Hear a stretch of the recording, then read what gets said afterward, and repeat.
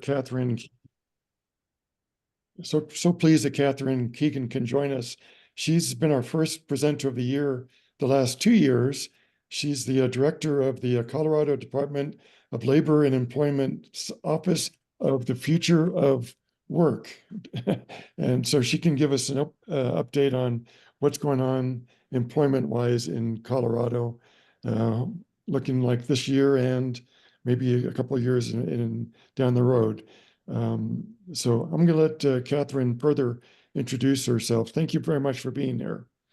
Yeah, thank you so much for having me. I think I kind of give this context each year, but this presentation is always a really nice way to kick off my new year and a chance for me to update my slides with the data from my most recent annual report that I do in December. So I appreciate the opportunity, and I feel like I always get to test things out and get your feedback so that I'm set up well for the new year.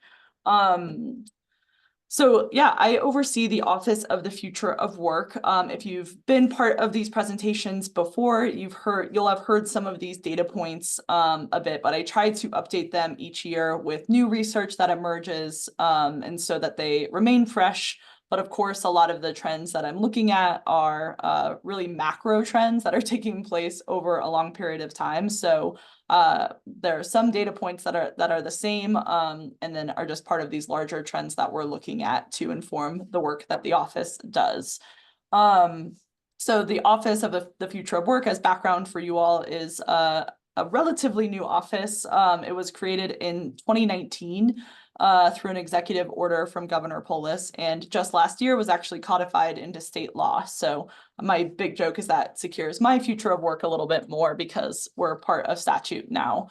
The office was created to do a few key things. One, to raise awareness and understand some of the future of work trends that are shaping the types of jobs that are available, the skills and programs that the state needs to invest in. And then we also lead a few key initiatives. So I'd say that's probably the biggest change over the last 3 years is the size of the office and the types of initiatives we've taken on. So in particular, our largest initiative is Apprenticeship Colorado, which is the state's apprenticeship agency. So we really believe apprenticeships are the future of work and are working to grow apprenticeships across all industries. And so I can talk a bit more about that at the end if that's of interest. But that's been a big part of what the office has taken on. And we have 17 staff members that work on apprenticeship, doing quality assurance for apprenticeship programs, working with employers to build new apprenticeship programs, and then running grant programs to grow access to apprenticeship. So that's a big part of what the office does. And then the other big initiative that we oversee is the Digital Equity, Literacy, and Inclusion Initiative. We are building the state's first digital access plan, which is focused on understanding the digital divide for target populations. This is a plan that's required by the federal government and has been in progress over the last year. We just released it in December for public comments, and then over the next 5 years, we'll work to implement it. So those are little teasers for you. I'm gonna do the presentation, which just talks very generally about the future of work trends and the type of jobs that are available, what we're seeing in terms of those skills and that are needed, and the workforce and how it's changing. To provide that context, and then happy to answer any questions or dive deeper into our initiatives after that. So with that, I'm gonna jump in. Feel free to raise a hand, interrupt me. Chat will be a little bit harder for me because I'll just be like going between slides. So I really don't mind if you just unmute and interrupt with a question because I can get going. And I know sometimes I go a little fast, so happy to stop and clarify anything or dive deeper. Okay, so with that, first I like to define the term future of work. When the office was created, it was a buzzword and it's still a buzzword. But with that, it means a lot of different things to different people. So the way I organize this presentation and really organize the office's work is around this definition.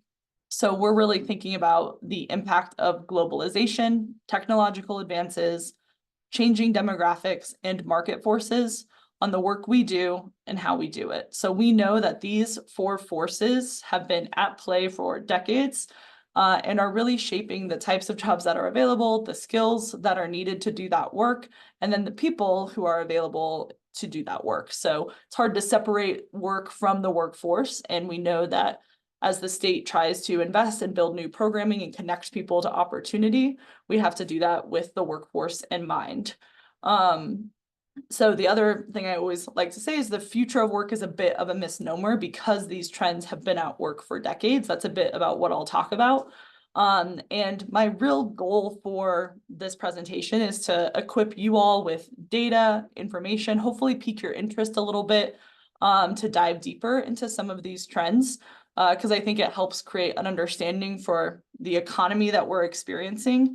And then also there's a lot of research and information out there to connect you to quality training programs, to think about what the future of work might look like for you as an individual, for me, for all of us as it continues to evolve. So with that, I'm going to just start with globalization and market forces. I should also always give the caveat that, these are all very complex trends, and I try to pull out the things that feel most relevant to a general overview. But by no means is this, a deep dive into the intricacies of globalization or market forces, but just some of the key trends that have arisen. So with globalization, we're really thinking about the impact of the increasing interconnectedness of our world on those jobs and the people and skills that are needed. So we see how trade has changed throughout time, but especially, during the pandemic and post-pandemic. We've seen how capital and money have moved and what that does for the economy. We've seen how people move, whether that's for tourism or for work. And then we also see how information moves. So those are the kind of 4 domains that we look at, and we defer often to the Global Connectedness Index that DHL provides to try to look at globalization. We've also, think about market forces. So this refers to kind of the changes in supply and demand as a result of different economic pressures, administrations, priorities at the federal and state level, as well as international conflict, climate change, disasters, those types of things that play out in our day-to-day life.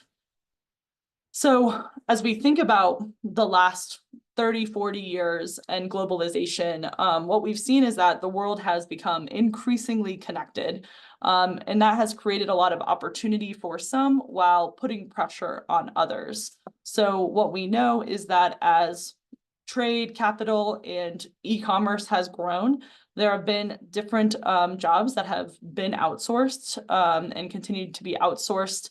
And that has, again, put pressure on those individuals that have held those jobs in the US to find and connect their skills to new opportunities.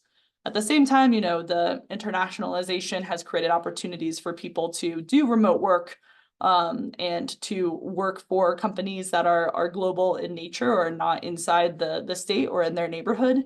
And so it has created some more opportunity, but there's these sort of macro pressures that have been at work for a bit. We've seen that as a result of the pandemic, that or after the pandemic, I guess I should say, that the flow of trade, capital, and information continued to rebound. Information flowed pretty consistently throughout the pandemic, but people, in terms of the flow of people for tourism, for travel, and then just for migration, that has not rebounded from the pandemic as much. And so that's some of the pressure we see with workforce shortages, with other pieces that we're seeing there.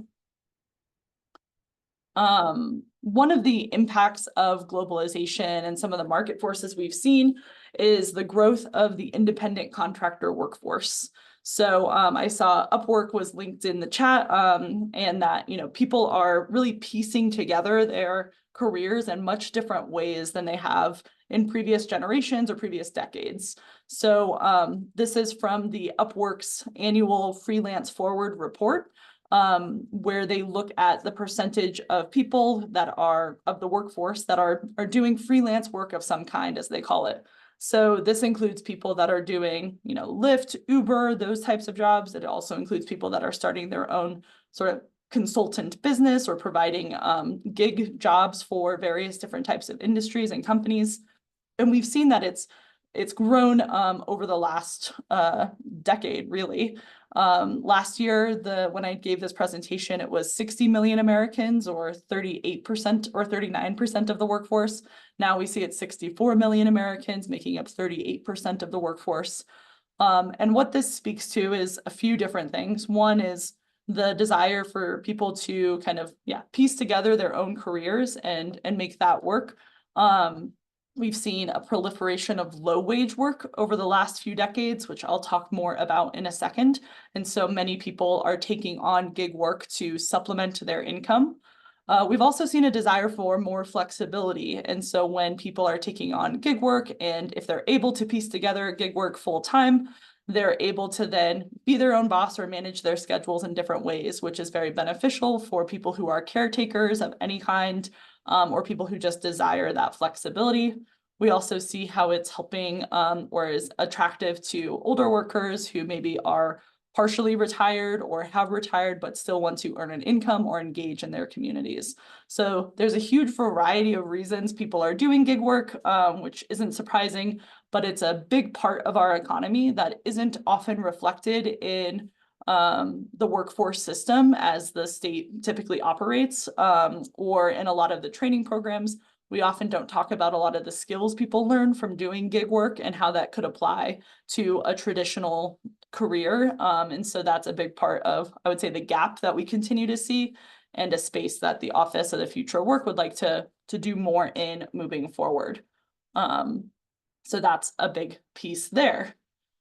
And then I alluded to this already, but one of the big things that I talk about in each of these presentations is just the reality of, even prior to the pandemic, when our economy was, booming, we had a large segment of our population that was in a low-wage job and not experiencing that economic success. Post-pandemic, we have new data, and we're seeing that still there's a large part of the population that is a low-wage worker. I pulled from this newer report out of the organization called it's the worst thing to say because I always had trouble with my R's, but WorkRise, just to look at the low-wage workforce across the US and across Colorado and Boulder in particular.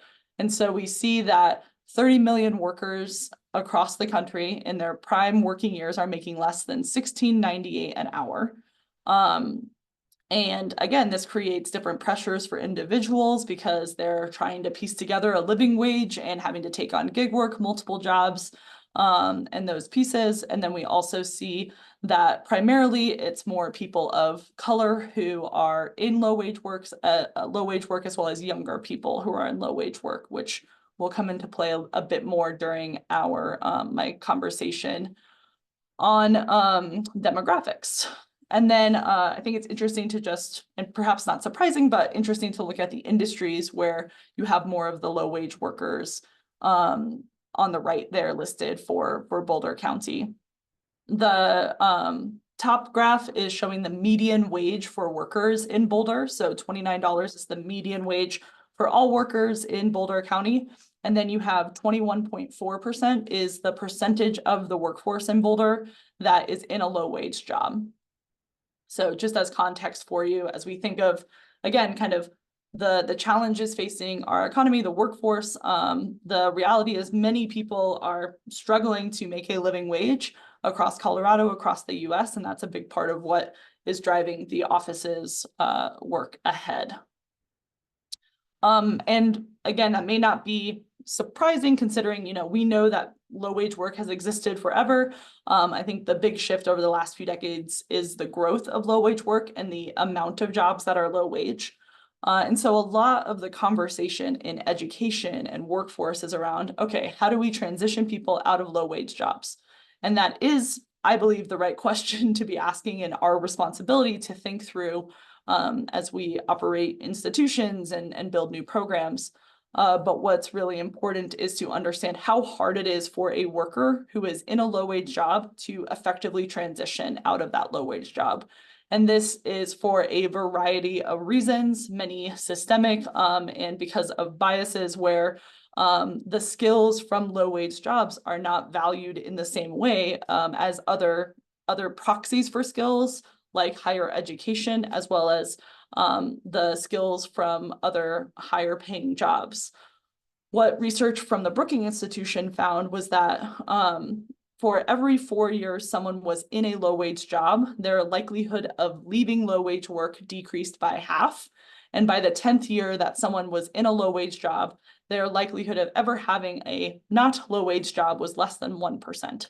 And so as we think of the growth of low-wage work, the number of people who are in these jobs, if we don't have a better way of understanding and valuing the skills that come from low-wage work, really often in very critical sectors, we are kind of shooting ourselves in the foot as an economy, because we know we have a workforce shortage and we need to tap into the talent that everyone brings from the variety of work that they have. We also need to think about, if you are in a low-wage job and need to earn new skills in order to transition to a higher paying job, then how can we build systems that allow people to do that without having to stop earning money? Yeah. So that's a big part of the work that we're doing moving forward. So this is my very quick and dirty overview of globalization and market forces. But it really leads to these guiding questions that are guiding our work at the state and in the office. And that is, how do we reduce the number of low-wage jobs available, and where can we make transitions out of low-wage work more viable? And in this presentation, which will be shared with you afterwards, I have links to kind of deeper dives if you're interested in any of these data points. There's also some really great resources if you're a job seeker and you're looking to find kind of the companies that are addressing this much better. There's a few tools that I have linked here that might be of interest. So one is this American Opportunity Index, where they actually profile companies across the US that are investing in their workforce and create more opportunity for people who are entering into that workforce in their company. So it's a really cool interactive list, and they update it every year. And it's a nice indicator of those large companies that are doing, quote unquote, the right thing in terms of talent and in terms of their staff. There's also some great research from the Georgetown University on Center for Education and Workforce that's looking at which types of programs are most impactful to help people move out of low-wage jobs. And then an interesting kind of projection from that same institute about, after the pandemic, after all these pieces, what is the education and training requirements of the future look like? So that is globalization and market forces. Next, I'm going to talk just about demographic shifts. So these slides are the ones that haven't changed much over the last couple of years, because these are the trends that continue to be the largest headlines as it relates to demographics in Colorado and really the US. So what we know is that Colorado is aging very rapidly, that we have a significant part of our labor force that is over the age of 55, and that is not declining. We have more and more people who are aging, and so are making a larger part of our labor force and face real barriers in terms of ongoing employment. If older workers lose employment, their ability to get into new work faces a ton of hurdles because of age discrimination and other biases. And at the same time, we have our younger generation, which is more diverse than any previous generation. And we know, based on the data on outcomes for Colorado's education, K-12, higher ed, and employment outcomes, that people of color in Colorado currently face worse outcomes than white people in Colorado. And so as we're trying to make sure we're maximizing our the engagement of talent in the workforce and participation in the economy, it's a real wake-up call for higher ed, for education, and for workforce to consider what do our outcomes look like for these different segments of our population, and how do we better design and meet people where they are so that they can find success. And this is all incredibly important. because we simply do not have enough workers for the jobs that are available. We have declining birth rates, we have the rapidly aging population I mentioned, and we have lower labor force participation across the US and especially in Colorado. Well, I shouldn't say especially in Colorado, we actually have across the US a higher labor force participation rate than many other states, but it still doesn't make up for the workforce shortages that we have. And so the real kind of task at hand for the workforce system, for the state, for employers, is to think about how we can tap into every viable worker and maximize their participation. And over the last few decades, what we've seen is that because of operating sort of business as usual, hiring as usual, using things like a bachelor's degree as the only proxy for skills, we've created these untapped talent pools, or hidden workers, as this report refers to them, who are not fully engaged in the workforce and aren't fully participating, but could with minor tweaks. So this is, the work ahead that gets to my next slide on guiding questions, but it's interesting as we work with employers and as we think about the types of investments that the state wants to do, is like, how do we address the varying needs that different types of workers have in order to maximize their participation? Things like flexible hours for people who are caretakers for their parents or grandparents or kids or grandkids. How do we think about accommodations for people with disabilities? How do we think about English language learning for new Americans that are able to work in the US and in Colorado? How do we tap into part-time work as a way to engage retired populations or others that, again, need more flexibility? So that's a big part of the work ahead. How do we tap into these untapped talent pools, leverage, networking groups like this, community-based organizations, other trusted partners who have the engagement of these different communities, and bring them into training in the workforce that can meet their needs and meet employers' needs. And so as part of that, it's, how do we build this culture of lifelong learning that will allow us to have a more viable talent pipeline that recognizes, as jobs change, that we need to reskill, upskill, next skill, and think differently about the different talent that is available.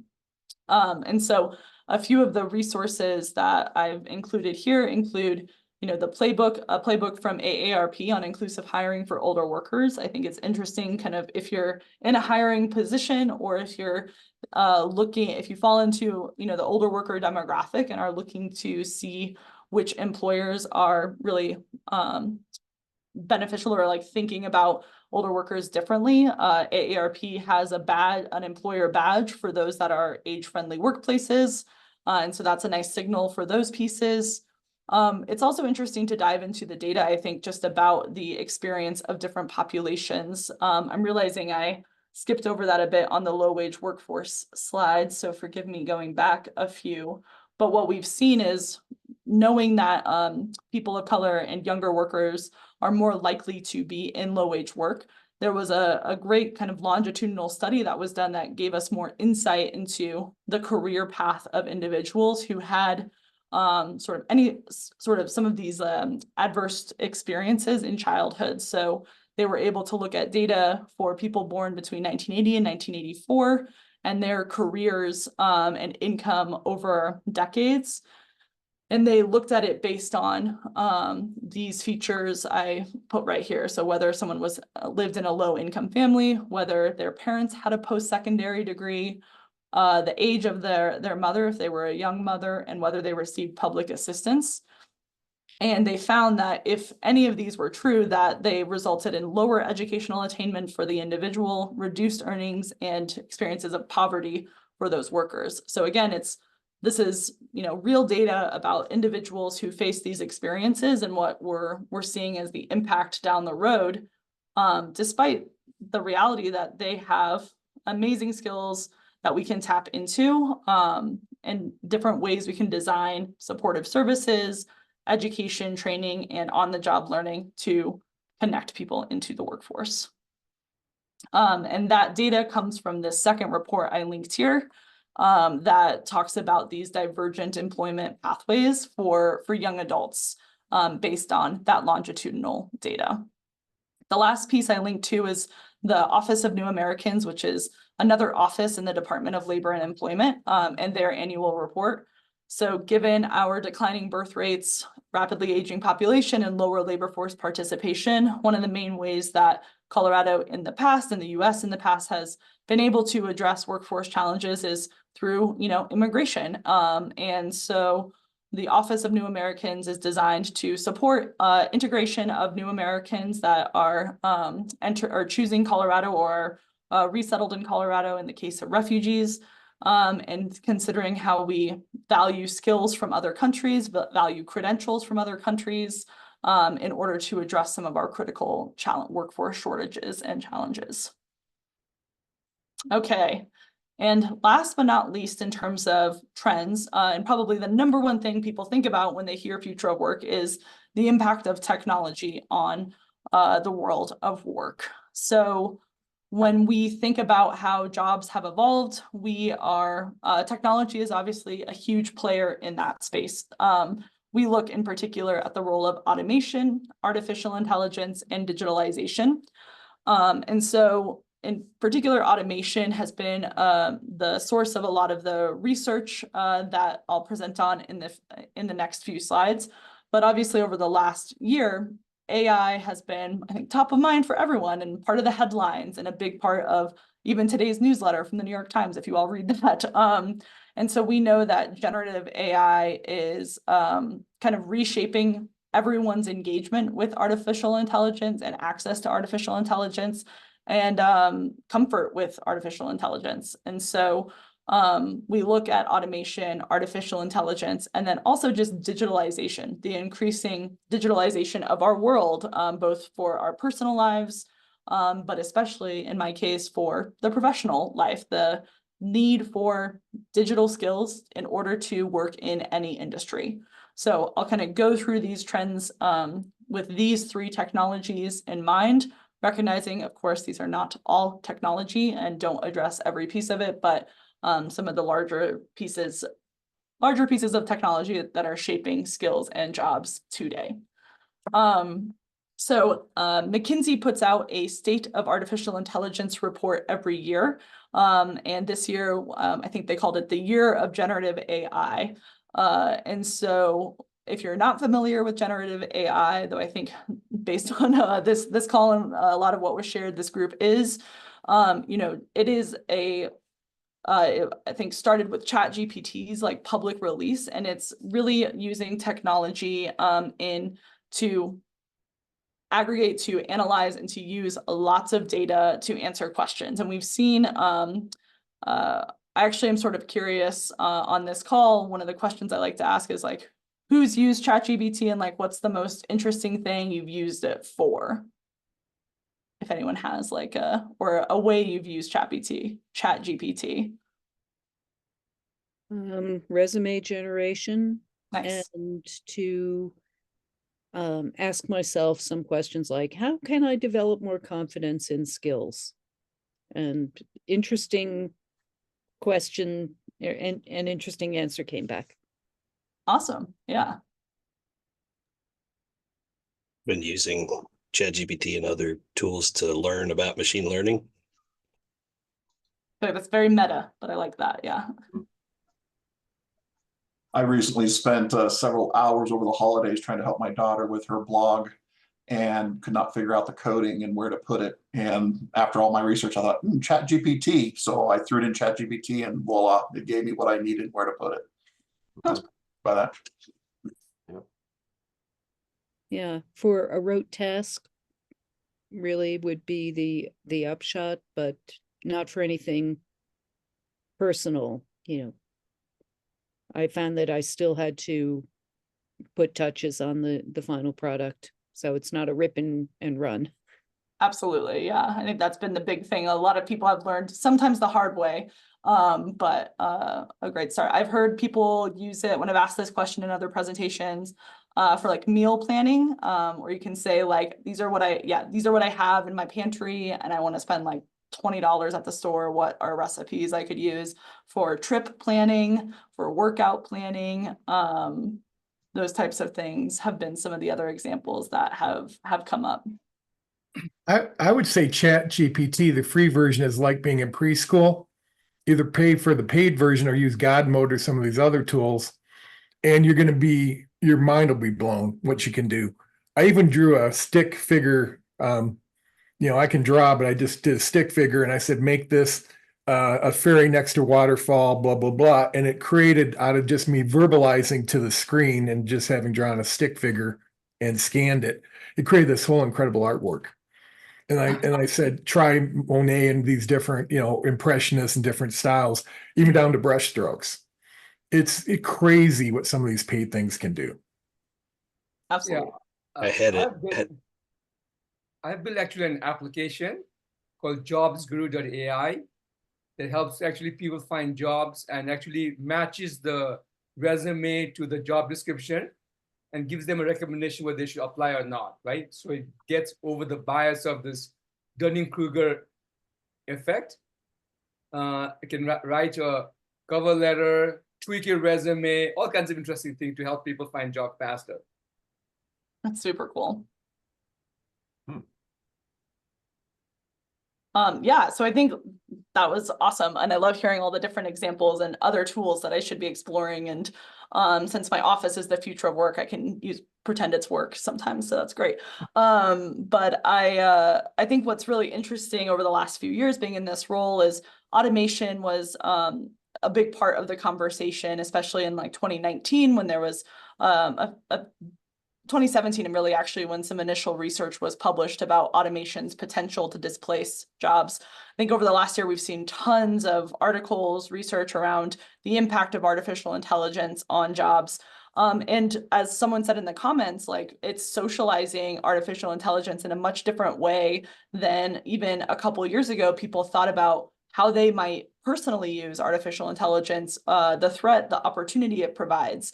And we've seen that play out even across companies and corporations where in previous years, adoption of AI was really reserved for more of those really tech-focused industries and jobs. Now we're seeing adoption across types of organizations and roles in organizations. And so that's what this is showing is the ways in which organizations across the world are starting to use generative AI in particular. Christine, did you have a question? Yeah. I do. And this is related actually to the salary end.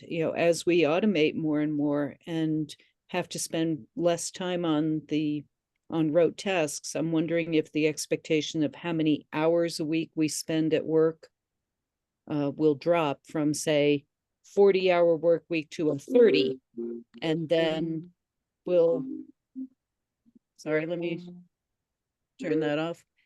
And then if that would correspond to a drop in salary, or if there'll be more money to go around. So yeah, I think you're asking a lot of the same questions that I'm asking, that others are asking, to see like what is the impact when we use technology to reduce the amount of human labor that's needed for specific tasks.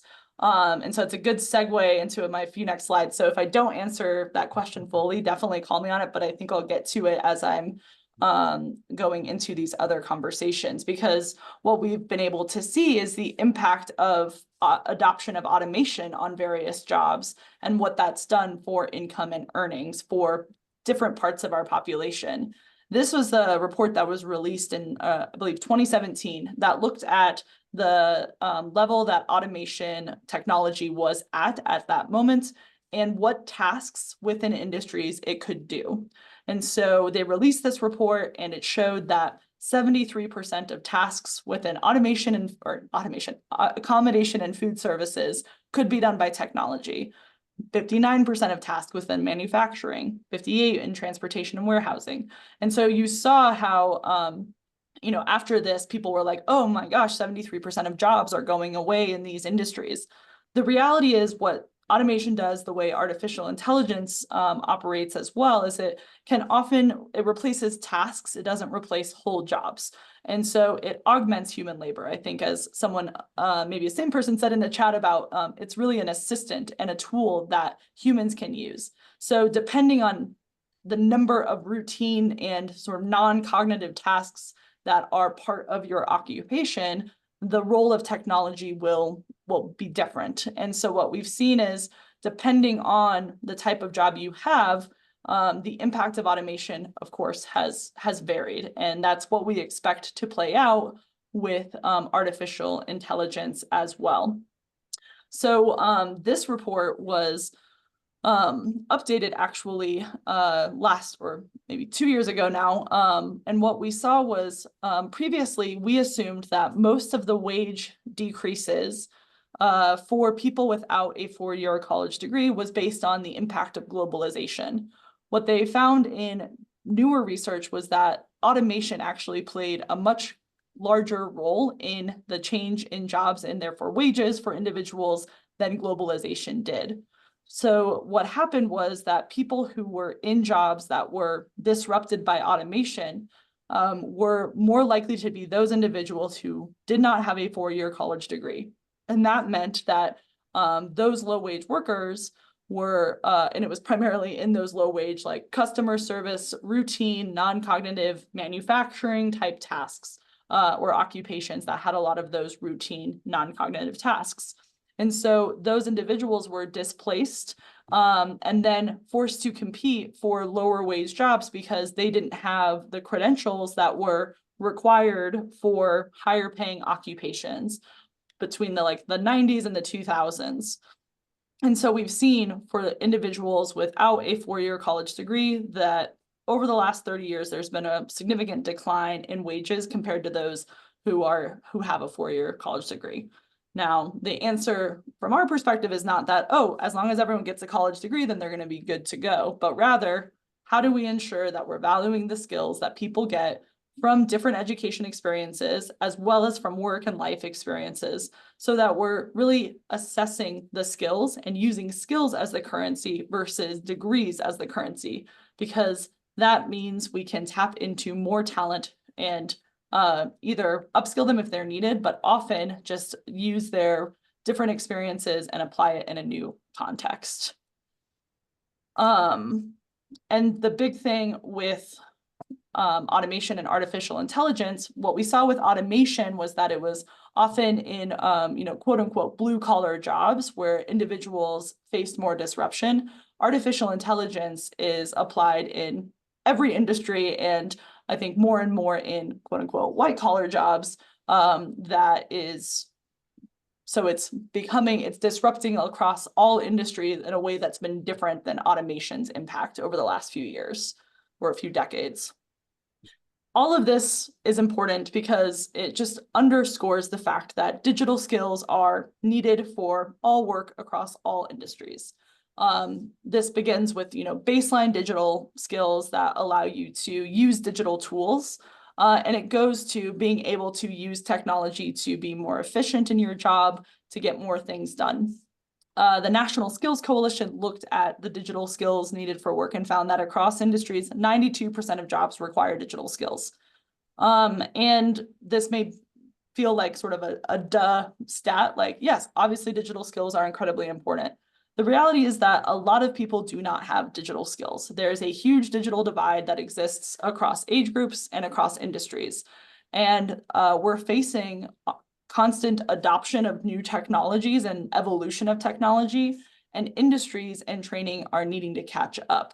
So National Skills Coalition also looked at the level of digital skills across in-demand industries.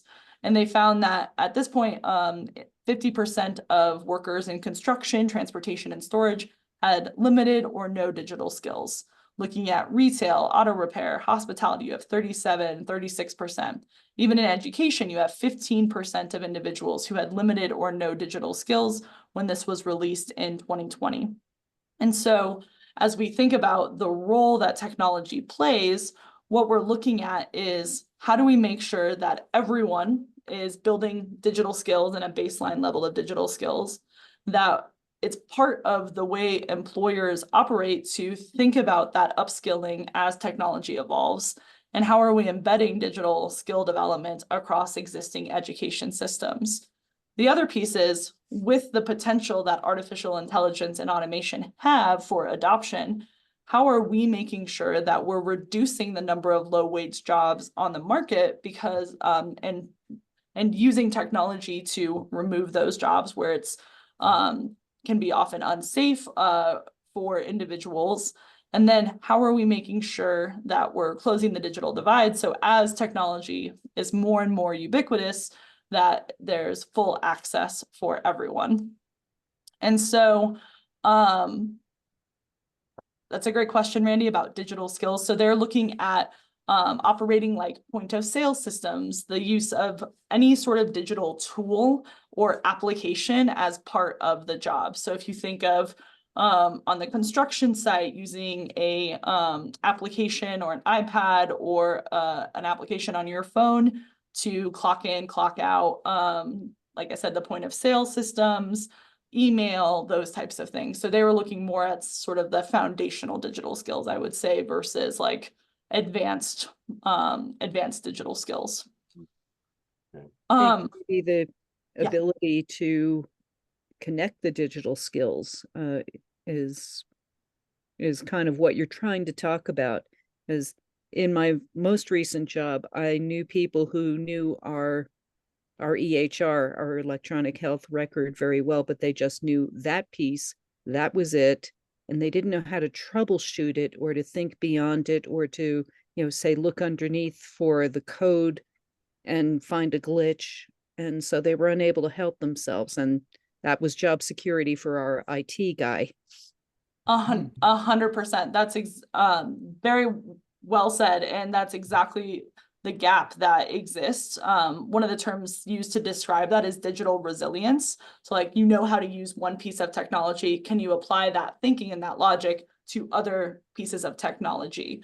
That's something that comes up a lot with younger generations, even though they're, digital natives and they can use technology for social media, for other types of engagement. When you ask them to apply it in a work context or to think about how these things operate, we're seeing that divide. We also often silos is the way it looks to me.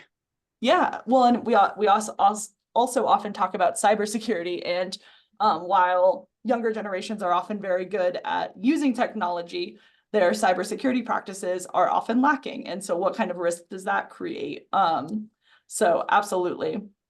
There's a ton of information and research and reporting being done on automation, artificial intelligence, and digitalization. So I've just linked to a few here. I think in particular, Jobs for the Future has put out, they have an AI and Future of Work Center, and they are creating sort of frameworks to think about what does it mean to be a future-ready worker individual? How do we prepare humans? How do we prepare businesses, communities, institutions? And so they have a very robust framework and report. They also go kind of by industry and looking at the expected impacts. So definitely encourage a deep dive there. There's some great explainers from McKinsey about what is AI, what is generative AI. The LinkedIn economic graph and their work, they're putting out a lot of information on the future of work. And then I think just understanding the digital divide, National Skills Coalition has been doing some research around that to help kind of highlight and disrupt the assumption that like people are doing fine with digital skills when that's not really the reality.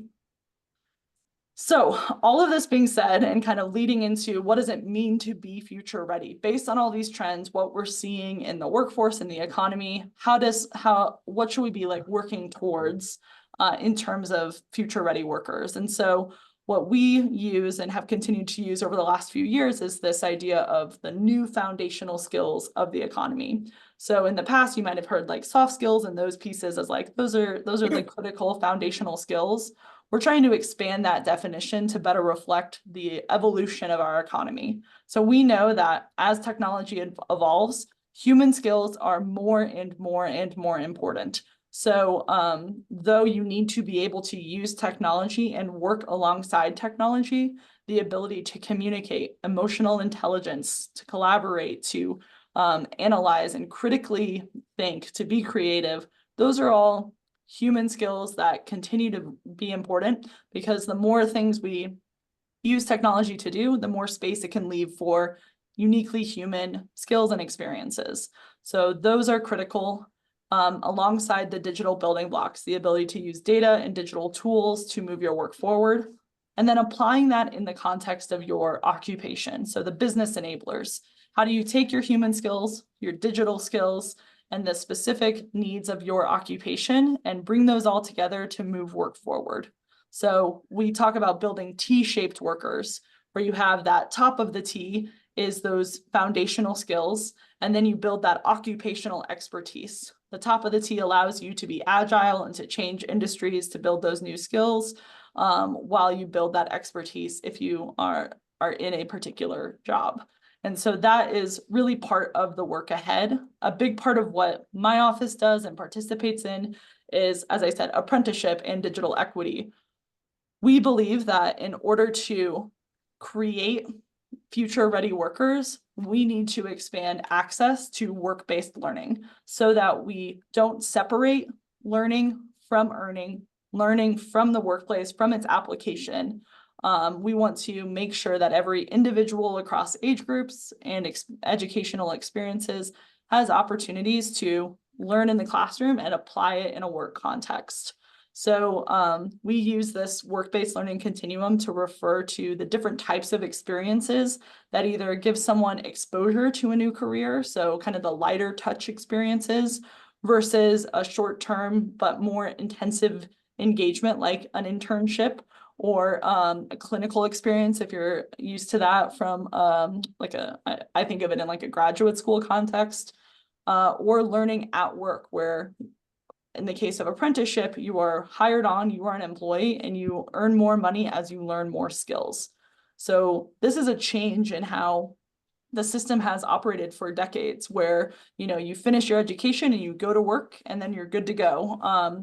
We know that that is something that our culture needs to shift, and we need employers engaged in the education experience, and for those to be really done hand in hand. So you're applying it in that context, and also that businesses are getting the talent they need. So this is a big part of what we're working towards as a state and in the office, because generally, you know, our goals are to develop better and more future-ready workers with those lifelong learning mindsets, to create viable pathways out of low-wage work, to make sure that those untapped talent pools can connect into opportunity, and then to make sure there's actual sustainable and strategic talent pipelines for all of our critical industries. So that's my spiel. That's the work that we do, the Apprenticeship Colorado and the digital equity work in particular. I have our websites linked here. I'll say for the digital equity piece, we have our digital access plan that was just released in December, I think I mentioned. This is the state's first digital access plan that goes this in depth, and it looks at access to affordable internet, digital skills, devices, and cybersecurity practices for Coloradans across the board. So we did surveys, we got 6,000 responses there. We did listening sessions across the state, and we did another statewide survey that reached 10,000 Coloradans to build this digital access plan. And now we have that open for public comment. So just a shameless plug there to check that out. We have listening sessions throughout the next couple of weeks, and then we'll be working to implement that over the next year. But I'd be curious everyone's reaction and feedback on that. So I encourage you to check that out. And I'll stop for real now. Katherine, that was fantastic. Wow. Thank you so much. Thank you. So much good information. Good. And Yeah, good links to thank you follow for up that. on. And it looks like Mark has a question or comment. Yeah, I have a question, a follow-up question. Katherine, you didn't talk about how we compare to other states. Can you address that? In terms of all of these pieces, or just No. In terms of our employment status versus, say, Michigan, Indiana, Florida. I think we're generally doing quite well. Like Colorado's economy, I think, is looked to as a, you know, top 5 economy oftentimes. And I would say, like, in particular, our labor force participation rate is quite high, which is often a good measure of, you know, how we're doing. And so I think that the challenge we often face is a lot of the conversation is around how we are able to attract talent from other states, because that's been a big part of our economy, is people moving to Colorado. As the cost of living has increased in Colorado, that migration has changed. And so Right. how are we working with the people who are here, who are born and raised here, to make sure that they have access to opportunity? Because the previous way we've done that has not is not sustainable, given how the cost of living and housing availability has changed, I would say. Right. We're the worst state in the country for that now. The Yeah. other thing, just quickly, you talked about low, I know it's the whole spiel, but this group is not low income, you know, a lot of what you talked about. I would like to hear about digitization going forward for this kind of audience, right? Okay, yeah, absolutely. Yeah. I think Because I walked away a little negative, right? But I know from experience with Lead School that we're actually one of the 7 top economies in the country. yeah, absolutely. I think that it's always the challenge of like trying to, I think we hear a lot of the positive stats about the state, which are true, and we see a lot of amazing opportunity and growth. And we will always have segments of our population that aren't experiencing that. And so kind of teasing that out is part of the challenge, and I think the responsibility I have. I do think you know, the too long don't read is, as we have worker shortages, that's often better for workers and creates real opportunity for people to transition industries, to increase their income, and to find new opportunity. And that's definitely a big part of Colorado's story as well. Thank you. Yeah. Any other question? Or Randy? Randy, you ever? Yeah, all right. Good luck thank you very much. This is a very good presentation, and I have a number of things that I want to follow up on. But I mean, understand that you're going through, you're operating against, you know, significant headwinds of people. I think that there are forces that want very much to have it, you know, increasing. What the outcomes is going to be is increased inequality of income, and you know, you're operating against that. And you know, right now, I think you're in more or less in agreement with the Biden administration. But if we get a change of administration in next year, all that stuff that goes out the window.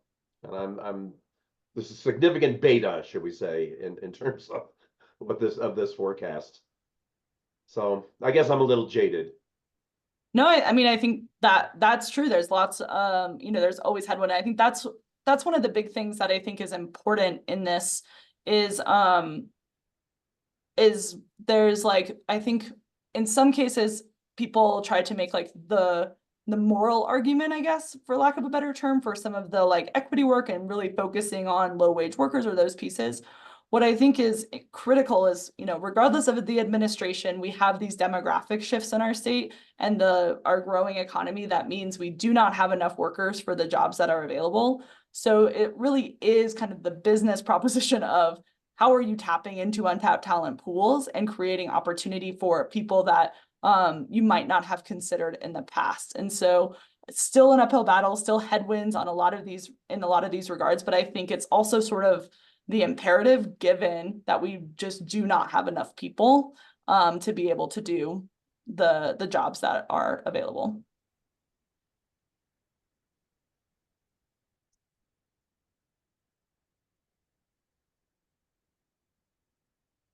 Anyone else? Maybe we should let you go and continue your great work.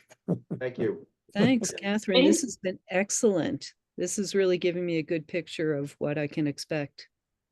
Well, thank you. I really appreciate the engagement, the questions, the suggestions for other presentations. So I hope to see you all again next year. Yeah, keep us Catherine, posted. are you I going would to like provide the see this view foils to presentation Dawn? again. Thank you, Catherine. Catherine, are you going to provide the view foils to Dawn for distribution to the folks today? Yep, absolutely. So you'll have you have all the slides, and then I'll make sure you all have my contact information too. So if you want to follow up, happy to talk further or connect on LinkedIn, what have you. You guys, like I said, have a lot of great feedback and ideas, and I'd love to build on that. So thank you. Thank you. Fantastic. Thank you very, very much. This is fantastic. Take care. I mean, not only today, but every year, this is a fantastic way to kick off the year. I appreciate it. Awesome. Appreciate it. Okay, Trent, you want to, stop recording, and do you want to see if anyone else wants to introduce themselves? I don't know if we missed any.